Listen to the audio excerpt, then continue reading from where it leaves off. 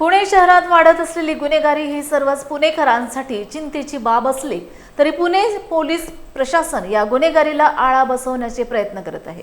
त्यातच पुणे शहरातील येरवडा भाग हा अतिसंवेदनशील एरिया म्हणून ओळखला जातोय।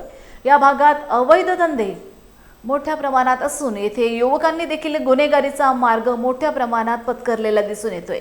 अशा परिस्थितीत लक्ष्मीनगर पोलीस स्टेशनचे वरिष्ठ पोलीस निरीक्षक आयुष्यमान रवींद्र कदम यांनी संपूर्ण पोलीस खात्याला आदर्श ठरेल असा उपक्रम राबविला आहे। याच्यामध्ये आपण 15 डिसेंबर 2025 ला जेव्हा आपण चार्ज घेतला होता पोलीस स्टेशनचा, त्यावेळेला एक समोर एक आव्हान होतं की इथली गुन्हेगारी कमी करायची। फक्त गुन्हेगारीच कमी करायची नव्हती, तर जे अवैध धंदे सुरू होते ते आपल्याला बंद करायचे होते।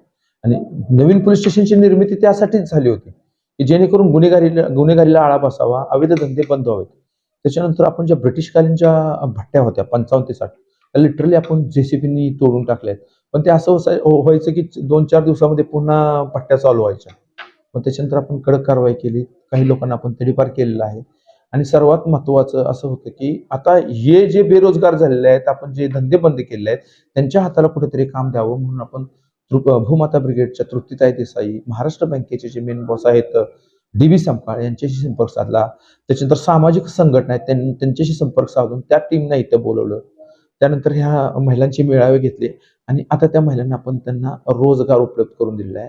त्याच्यामध्ये महाराष्ट्र बँकेतर्फे बचत गट योजना सुरू आहे।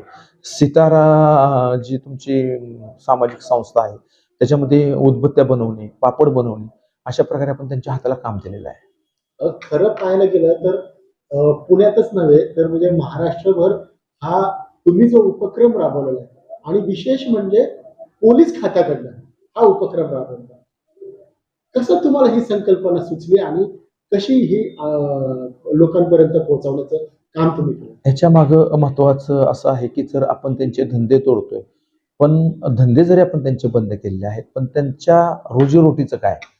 इतर लेडीज लोक इथे येऊन बसायचे की साहेब आमच्यासाठी काहीतरी काम तरी द्या, आम्हाला उद्योग तरी बघा। बरं, ते अशा भागातून येतात की काही ठिकाणी त्यांना कांजरभाट, लमानतांडा, येरोडा हे म्हटल्यानंतर त्यांना हाऊसकीपिंगचं पण कोण काम देत नव्हतं।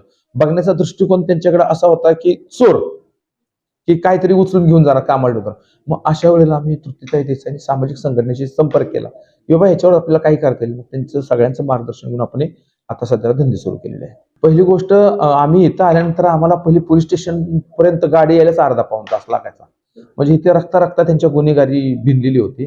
कायदा हा अंधश्रद्धा आहे इथे, या ठिकाणी ट्रिपल सीट वगैरे आमच्या समोरून जायचे। लोकांना 2-3 दिवस आम्ही समजून सांगितलं, त्याच्यानंतर मग आम्ही कारवाई सुरू केली। आतापर्यंत आपण 25-30 लोकांना तडीपार केलेला आहे, MPD केलेला आहे। त्याच्यानंतर या ठिकाणी 3,500 गुंड राहत होते, आता तुम्हाला घरामध्ये एकही गुंड भेटणार नाहीये। तसेच आम्ही अवैध धंदे जे आहेत ते आम्हाला कळवा आणि 1,000 नोंद होतो, आता आम्ही 10,000 बोललेलो आहे। एक अवैध धंदा जो भट्टी चालू आहे, लाईव्ह भट्टी आहे, ते आम्हाला आपण 10,000 मिळवा। तुम्ही सांगाल कुठला तरी एक ऑनलाईन मटका चोर आहे साहेब 10,000 द्या, असं नाहीये। खरंच कुठला अवैध धंदा असेल तर आम्हाला कळवा आणि 10,000 मिळवा, आम्ही चॅलेंज केलेलं आहे। जर चुकून उरले सुरलेले गुन्हेगार असेल तर त्यांना काय मेसेज आहे? त्यांना हाच मेसेज आहे की कायद्यात राहिलं तर फायद्यात राहाल।